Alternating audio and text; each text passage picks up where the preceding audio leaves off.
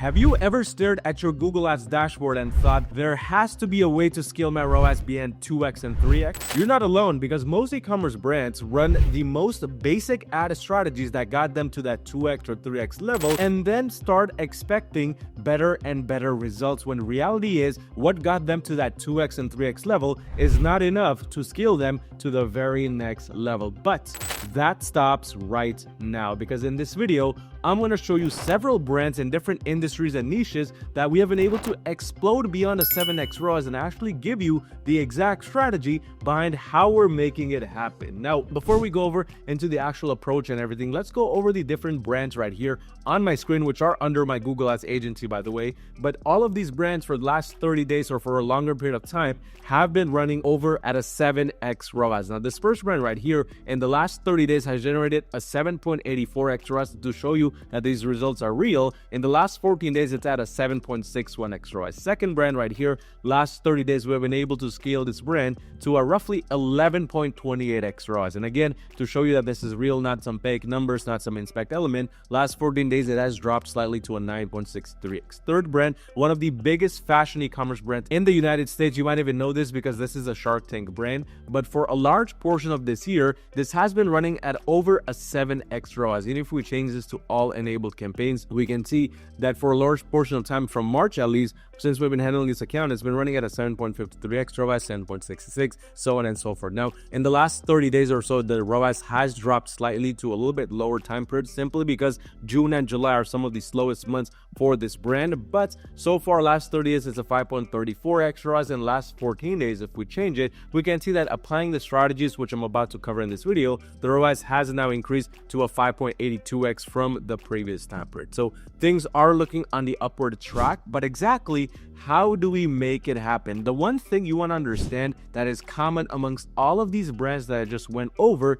is the campaign types. Let's start off with the most basic structure. Now, with a lot of these campaigns, what you will notice is that we either have performance max campaigns running mostly, like with this brand right here, or we'll have performance max campaigns with a mixture of standard shopping campaigns running. There are some search campaigns running for these brands, like for example, with this one, we have a YouTube campaign running, we have a search campaign running, so on and so forth. But overall, it is the majority of the space that we are taking, so to speak, with the campaign types is via performance max campaigns and standard shopping campaigns. Why is this? Well, one stat you want to understand, and this is a stat which I found out after my own extensive experience within e-commerce in general, is shopping and performance max, those are some of the easiest campaign types and placements to crack. If you don't have those cracked already, there is no reason for your brand to be trying search campaigns, to be trying YouTube, demand gen, etc., because majority of the scale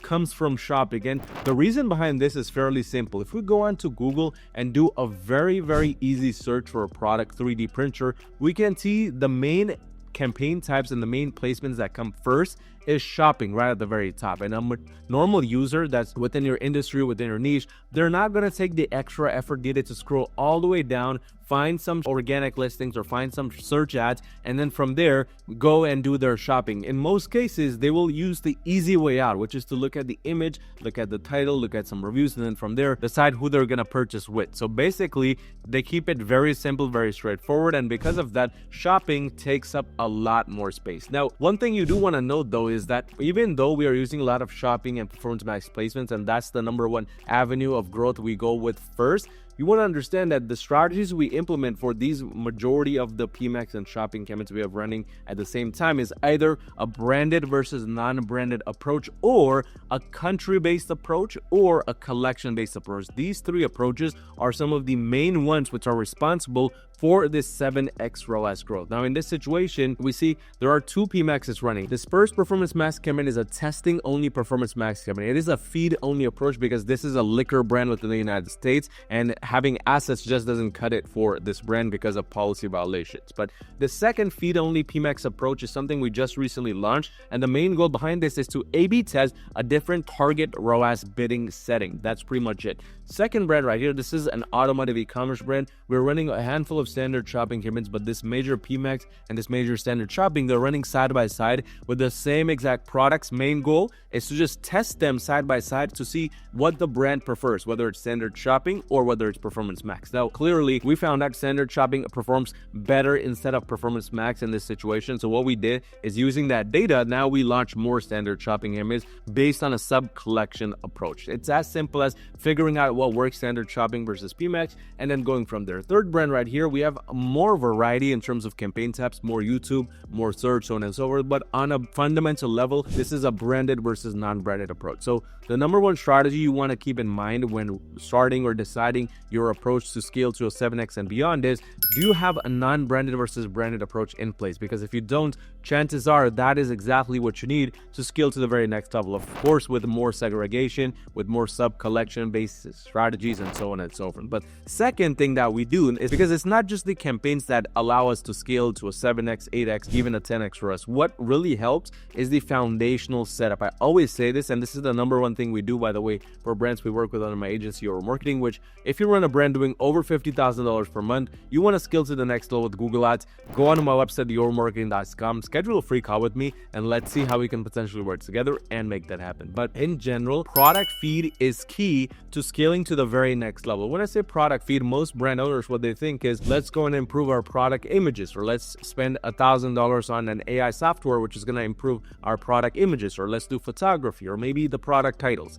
They'll go in, add a bunch of keywords, or they'll add in reviews and whatnot and think that's enough. The key is, it's not just adding those things that helps, it's what you do with those things and how it stands compared to your competition that matters. So titles plus images plus promos, those are the three main things you want to keep in mind when approaching the product feed. However, the main key and the reason why we scale beyond a 7x is because we're always trying to do the opposite of our competitors. Now, even with this fashion brand, even though it's such a big brand and it's in such a diverse niche with so much competitors, we're always trying to do the opposite of our competition. It could be as simple things as, for example, if majority of the 3D printers are pointed from left to right, we need to bring our 3D printer and we need to have it pointed in the opposite direction from right to left. It's simple things as that, but that is enough to make the brand stand out and move closer towards that 7x ROAS and beyond goal. But that's alone is not gonna cut it, because nowadays with the use of AI and whatnot, you implement a quick strategy and implement a lot of A/B testing to eventually find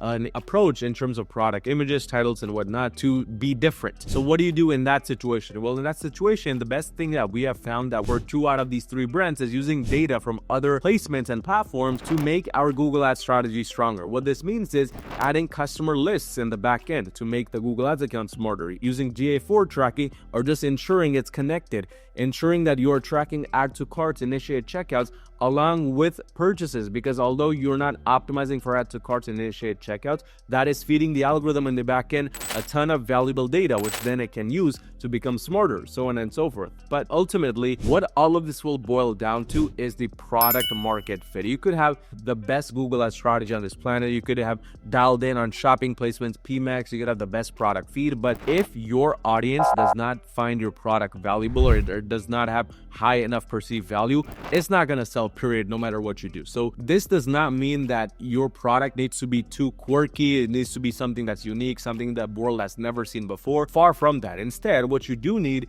is a product which makes your audience feel something, makes your audience want to take action right now, because they can see that this will improve their life, make them feel better, improve their health. Whatever the problem that your product is solving, it needs to be clearly visible through your ad, through your titles, through your descriptions, through your images, and the merchant center, of course. But all these things is what is crucial for Google Ads scale, especially on the ROAS side, because keep in mind, you cannot Google Ads your way out of a bad product. I know there's a lot of people that think that you could literally sell a rock on Google. In fact, this is something I used to think myself, that you can sell anything on Google that you want as long as it has search volume. But the reality is, with so much new products in the market now, with so many brands offering these products, there has to be some distinguishment of your product which is different from the others. It could be as simple as having a product image which makes your product seem a little bit different, even though it's the same exact thing. Like this third brand did right here. They added this orange looking piece of material inside the 3D printer, where even the box itself, the 3D printer, has the same functionality as this first 3D printer. And even if this is a lower price, because they had a little bit of a differentiation there, it's enough to make their brand stand out. So when you combine all of these things along with the right product market fit, that's when your brand scales beyond 7x ROAS and beyond with Google Ads. If you run, again, a brand doing 50,000 or more per month in revenue, you need help with all of this, scaling your revenue ROAS, go onto my website, yourmarketing.com, schedule a completely free call with me, and let's see how we can potentially work together and make that happen.